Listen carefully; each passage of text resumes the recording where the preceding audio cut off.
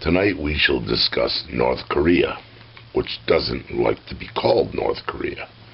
Rather, it likes to be called the Democratic People's Republic of Korea, abbreviated the DPRK. Let us begin with the Kim dynasty. These are the three Kims who rule the DPRK, or North Korea, as we like to call them, since the end of World War II, 1945.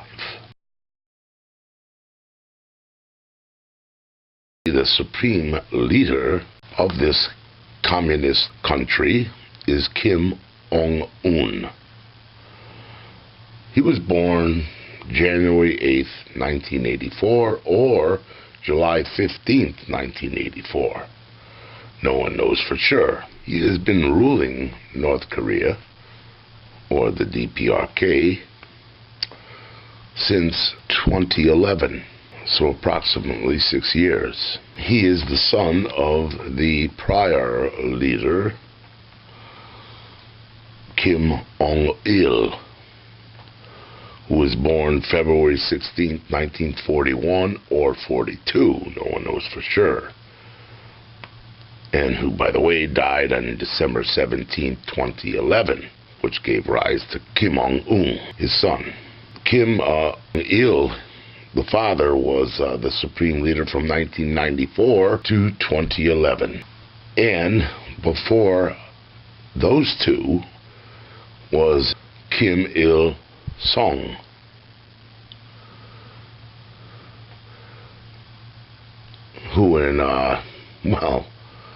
who changed his name to that. It was really Kim Song-woo. But it's Kim Il-sung who was the first Kim who led North Korea. Song means Kim became the son. By the way, Kim Il-sung, the first Kim of this dynasty that rules today, he was a Presbyterian. Now, I only mention this because I know our current president, Trump, is a Presbyterian. So there is hope. Maybe Trump can invite Kim Jong-un to Mar-a-Lago and talk to the man. Man to man, right, Mr. Trump? Man to man, eye to eye. Eye to eye. Befriend him. Lavish him with some lobster and shrimp cakes and crab cakes and rich chocolate cake. Lavish him with this, and run about your golf course with him. Some champagne in the cart. And maybe you'll get farther ahead than with threats of violence. Anyway, Kim Il-sung was the supreme leader. He is the first leader, by the way, Kim Il-sung, as I said before, and he led for 46 years, from 1948 to 1994. He was, prior to this, a combatant against the Japanese who controlled Korea then.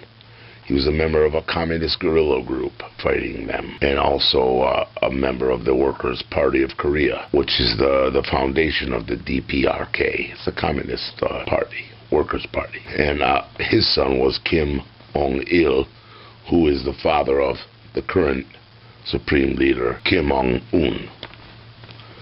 Okay, now that we got the Kim dynasty set down, I guess we should talk about the history of Korea, the Korean peninsula, because it wasn't north and south always. It was a one country.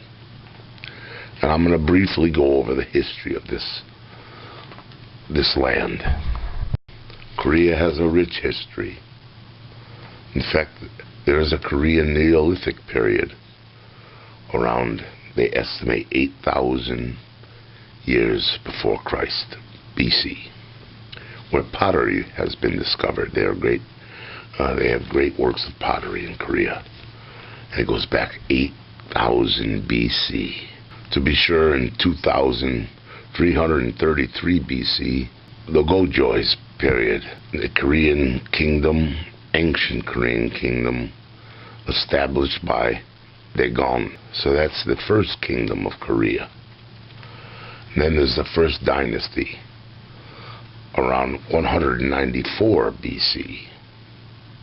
Then there were the three kingdoms, and that was 18 BC. Then there was the north-south kingdoms in 698 AD.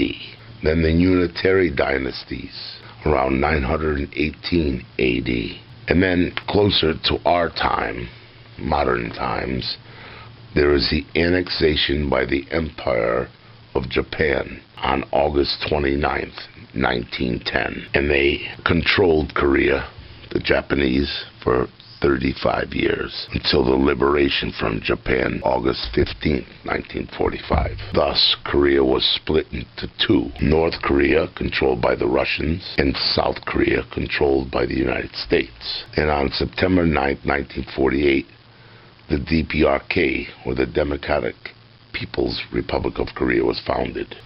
Now, the Korean Peninsula, as I said, was broken into two.